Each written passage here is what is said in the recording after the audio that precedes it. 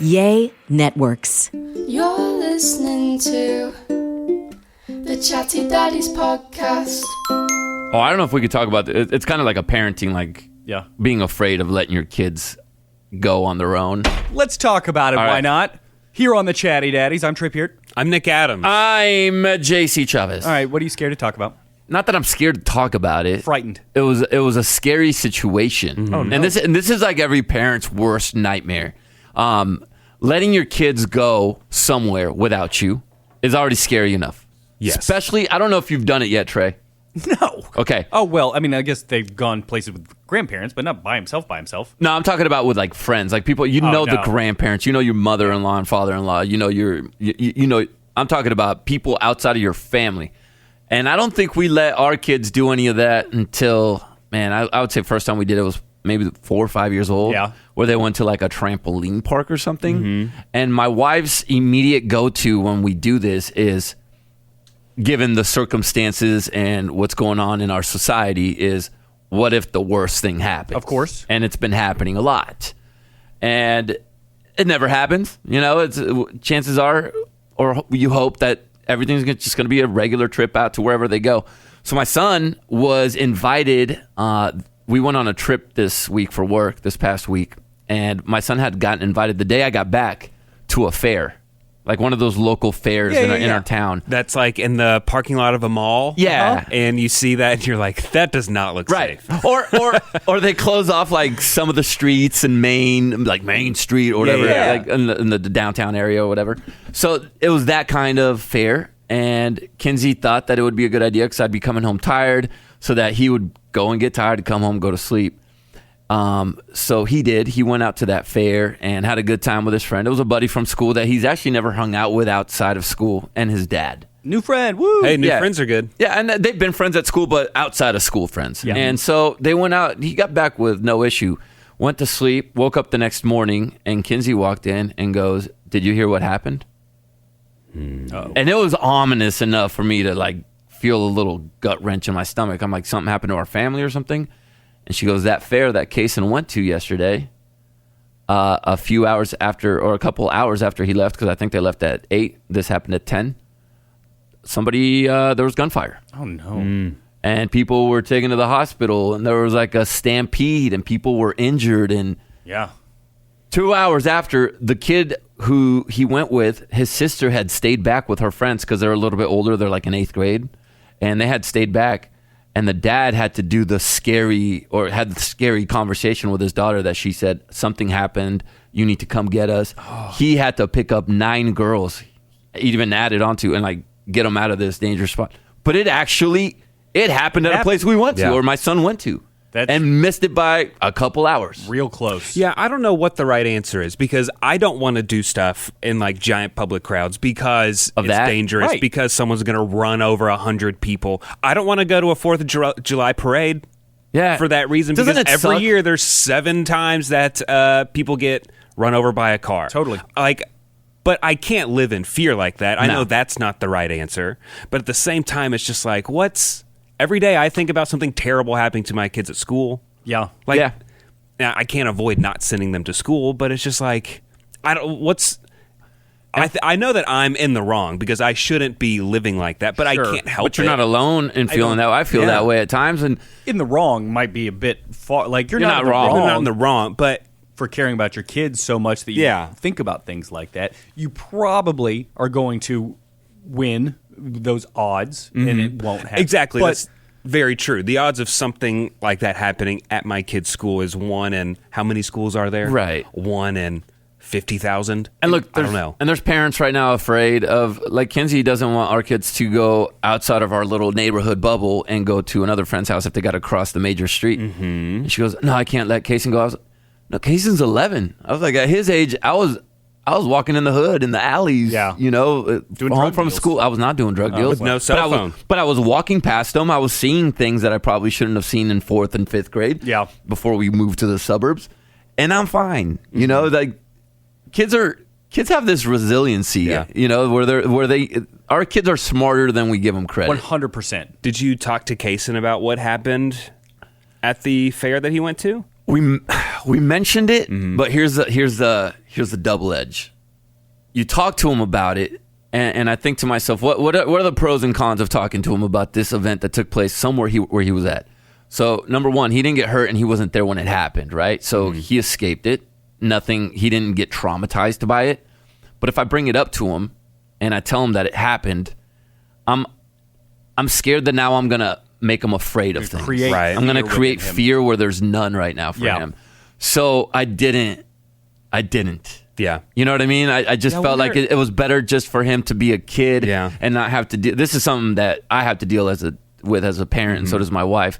But why put that burden on his shoulders? We had a really we had a conversation about it, and we decided, you know what? He's probably going to go to school today, and his boy's going to tell him about it. I'm sure of it, but I don't, as his dad, want to be the reason to instill the fear, because I think his friend will bring it up and he'll act like it was all cool and like, oh, it was bad, and my dad saved my sister. But if I bring it up, it might make him feel like he'll see my fear that I had, and I don't want that. Do y'all have a plan for if like something goes down when you're at a fair, at a concert? Like I don't think so. I've never thought about just that. hoping my instincts kick in. Like I know I'm going to grab Quaid, but after that I don't know. Like I'll have to grab Kara too, and Hudson eventually, and like I don't know what the correct idea is other than to pick up the kids and get them off the ground so they don't get trampled. Yeah, that's my first instinct, and then after that I go, well, I don't know. Hopefully my brain goes. Now that you mention it, we don't really have a plan for a social or somewhere in the public. We have a plan if something happens in our home. Oh, do y'all do a fire drill? Have y'all done a fire drill, Tron? Yes. Oh. Kara just brought that up because they did one at school, and Kara was like, maybe we should do a fire drill at home. We haven't run the fire drill because I don't want to scare the kids, but there was a couple moments where we had a couple scary situations or threats, and my wife and I came up with an escape route for them. And what she's basically supposed to do is get the kids who were sleeping in our beds. So it actually has changed now because now they're sleeping in their beds. But when they were sleeping in our beds, it was her grab the kids, get out the door to the patio because we have a side door to the patio, go out the back into the alley, and through there be able to go to a neighbor's house or get in the car and get out of there, while I would try to go and stop whatever intruder or whatever's going on, and make sure that they can't even get close to my family. Yeah, that was our plan.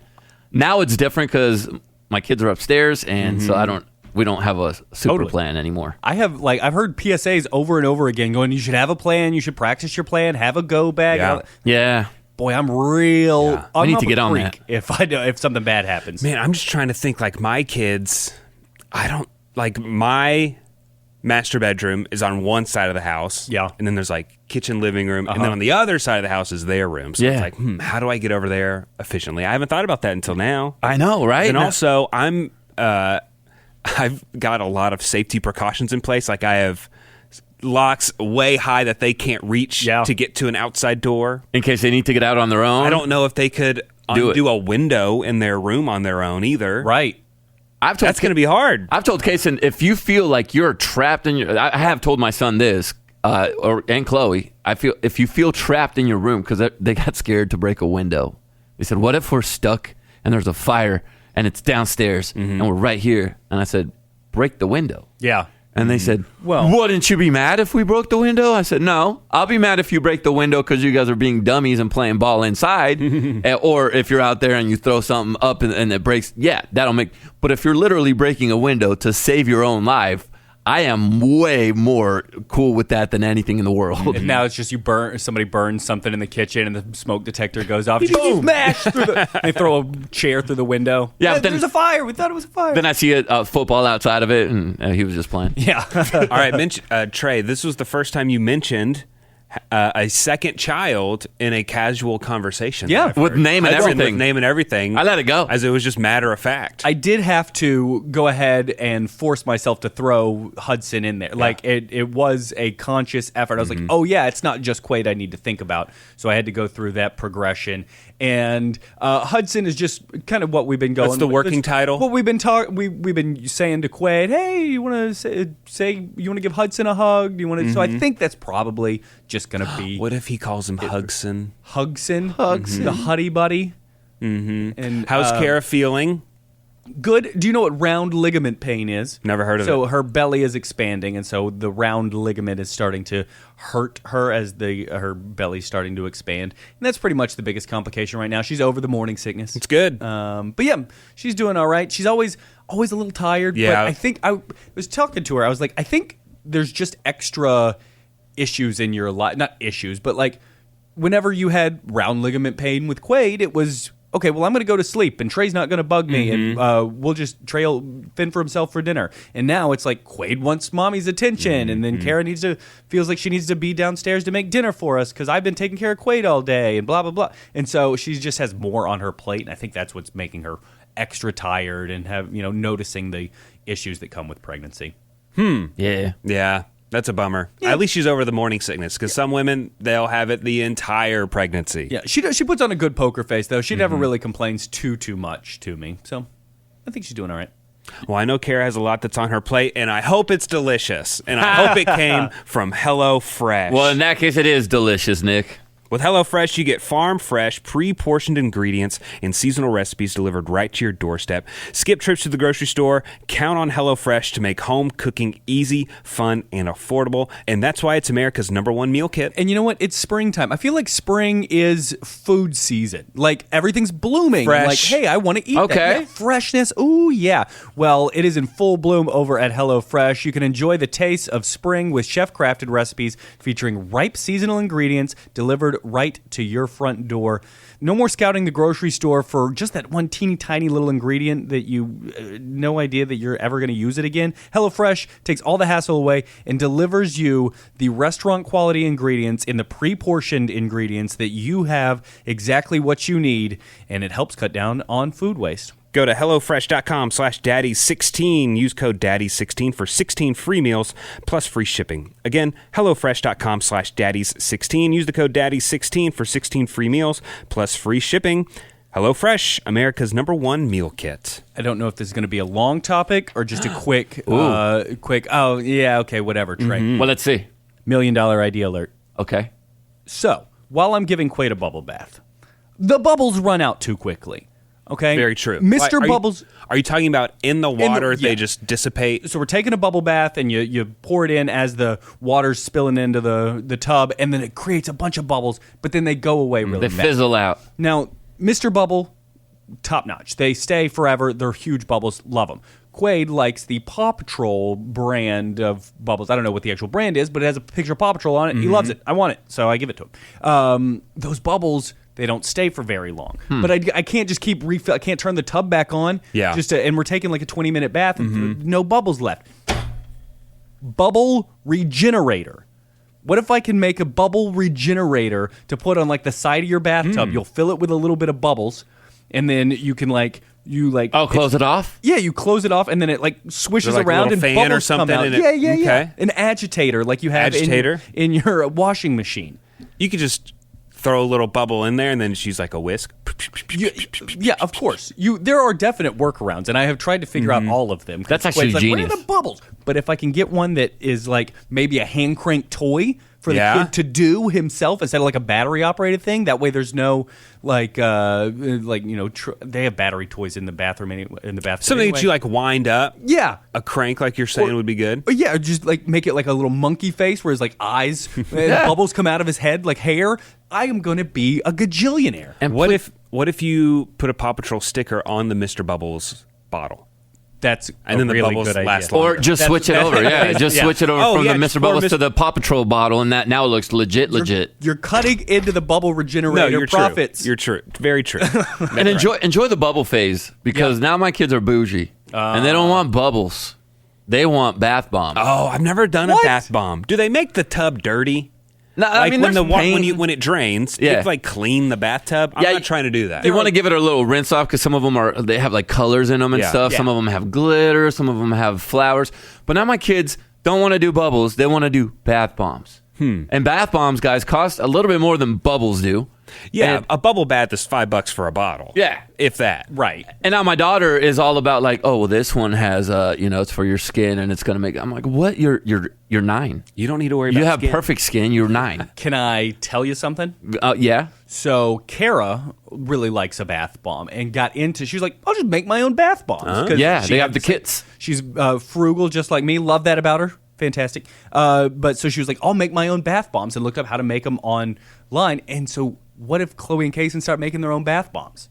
They could Save sell your them. money. They could have a table out front that they could sell Yeah. in the neighborhood. I think Chloe got one kit to make, but it only made like 2. But yes. Like you can buy I don't know, it's like baking soda or something that you put a bunch of it in there, and then they have these little ball molds that you can put them in. Probably put some like essential oils in it or Totally something to make it A smell little good. lavender, peppermint, maybe. Ooh, tea tree. When's the last time you guys took a bath? Have not taken a bath since I moved to my house 5 years ago. I just said over Christmas break. I You like did? a nice bath. I'm trying to think. I have yet to take a bath in this house that I've been in for 2 years. Then my house before that, I was in for 5 or 6 years. Never took a bath in that one. And then I don't think I've taken a bath since I was 8. It's almost more of a sauna experience. Like I'll just crank it all the way to the hot setting as far as it'll go. Just let the bathtub fill all the way up and be miserable sitting in it for as long as I can. Yeah. Watching TV, and so I'll get super hot and it makes me sweat, and my heart races and I'm sweating. It's almost like sitting inside of a Russian bathhouse. See, I'd rather have an infrared sauna taking up space in my bathroom than a bathtub. Too. 100%, I agree. Because after you get rid of kids, after your kids grow out of baths in your bathroom, that tub's just taking up space. It really is, and it takes a lot of space. While we're on bathtub subject, 2 kids, 1 bath? It's fine. Yeah, 3-year-old and a newborn? Yeah. Yeah, Oh, that's yeah. fine. Yeah. I have so many pictures of my kids taking a bath together when my daughter was a Same. little baby. Okay. I cut it off, and I'm still trying to get my kids to no longer walk around without clothes around each other. I don't know if it's a good thing or a bad thing that they're comfortable around the entire family. Right. I think it's a good thing. You can look at it both ways for sure. But now we're getting to the point where we don't need to see, and you guys don't need to see each other. Yeah. Type thing. See, I'm in a similar phase, except it's about 10 degrees worse because my kids, they're just naked and they're just on the floor. Davis is spreading his butt cheeks for everyone to see. wow. And it's just like, can you stop? Can you not do that? Like, they'll get out of the shower and try and jump on top of me. It's like, let's go put some clothes on. Let's put your Interesting. pajamas on. we're in the chatty daddy and chatty mommy's nest, right? Okay, we are. We are. Sure. Okay. Yeah. My son knows exactly what he's doing when he comes out into the living room, half covering, like he's not even attempting. And I have to go, dude, your mom's out here. Go put on some shorts. And he goes, no. I have a question. And I said, can you not ask the question with clothes on? And he goes, no, because it has to do with me, like this. And I said, I don't like where this is going. Do you want your mom to leave the room? And he goes, no, she could be here. Uh-oh. So he walks over to me and he goes, what's this? And he points to his the pubic area, His groin. if I say. And I go, I said, I don't want to look. He goes, no, I just want to know, what is this? And I go, okay. Hold on. I picture you sitting on the couch and he's standing next to you. Like almost eye level. 2 feet away. You are eye level. Exactly what was going on. Hikes there. his foot up on the coffee table. Yeah. Hey there. And I'm trying to look at the TV. I go, I said, okay. You know, because if you are a teenager and one day something happens and you need to show me, I want you to be comfortable enough to show your dad what. And he goes, what's this? And he points. And I go, Kason, you know what that is. And he goes, but what is it? And I said, that's hair, bro. And he goes, just wanted to make sure I wasn't seeing things. What a humble brag. And then he walked out. That's hilarious. He was humble bragging, right? That's so great. Okay, just making sure there wasn't a problem. And then he walks in and tells his sister, Oh, no. told you I have hair. Don't tell your sister, bro. Don't tell anybody. That is really funny, though. Oh, no. It is pretty great. It's not, dude. It's not. Why do they have to get older? And you know he was going and telling his friends in the next 5 minutes. Oh, absolutely. Oh, they're all talking about it at lunch. Yeah, we talked about it too. I remember. Sure. Yeah. Early bloomer, late bloomer, you guys? I don't remember. Probably Regular bloomer? regular. I think it was regular. Honestly, I think my son blooming before I bloomed. Right. I know. Because I think I was in middle school when that stuff started happening. I didn't have armpit hair when other people started getting armpit hair, and I was a little jealous. And then I would rub underneath my armpit a lot. So I'm like, oh, is there any hair there yet? Is there any hair yet? And then, so I just sit there and rub under my armpits looking for hair. Dude, we had to take showers. I've told you guys this. We had to take showers in middle school, together. Everybody had to get naked. Coach Hool and Coach Van Zant would stand at the wall with their little toothpick and their straw watching us. Creepy. And we had to get naked. And in 6th grade, you had to shower with the 8th grade boys. And the 8th grade boys are over there George Bushing it up. Wow. And we're over here. Weapons of mass destruction. We're just the Sahara Desert, nothing going on there. And they would make fun of us for the lack of a fro. Sure. And that was bad. Yeah, totally. Boy, what a terrible... I gotta say, armpit hair is disgusting. I don't like it. I think it's just so nasty looking. Every time I see armpit hair, hey, I have armpit hair, I think it's so gross. I shaved it before. Because I have, not nasty, but gnarly. It gets unruly. I have a lot. And I've shaved it before. But I felt like I sweat more. Because you don't have... your hair's not sopping it up. the hair's not getting in the way. So I felt like I was pitting out all the time. So I had to let that thing grow back. And now I trim them. Yeah. With my Manscaped. Mm-hmm. Not an ad. Well, I think that does it for this episode of the Chatty Daddies. Once we start getting to body hair, I'm out. I'm done. Yeah. I think JC needs to go do some trimming. I'm going to go trim it. Yeah. Okay. My name's Nick Adams. I'm Trey Peart. I'm JC Chavez. And don't forget, stand up straight. The Chatty Daddies Podcast.